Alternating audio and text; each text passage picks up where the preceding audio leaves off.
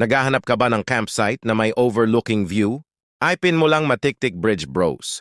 Tapos mula sa Matiktik Bridge, sunod mo ipin ang Mount Kabayunan. Kung mga galing ka ng Caloocan, tumbukin mo lang San Jose del Monte pagkatapos Norzagaray. Gamit ng iyong motor, mas madali mo parating.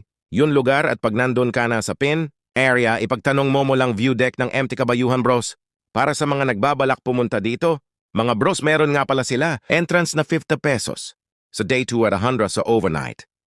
Perfect din ito sa mahilig mag-camping bukod sa malamig. Ma-enjoy mo rin ang overlooking. Nito dahil matatanaw mo ang buong bayan ng Metro Manila, Bulacan at Pampanga. May malawak na espasyo. Meron din silang lugar sa mga mahilig mag-picture at siyempre bago mo marating itong malaparaisong lugar ang MT Kabayuhan, mapapasabak ka muna sa akyatan. Ang bubungad sa iyo ang ganitong kaganda ng lugar. Makakalamgap ka ng sariwang hangin, sabay nakatingin sa mga magagandang tanawin.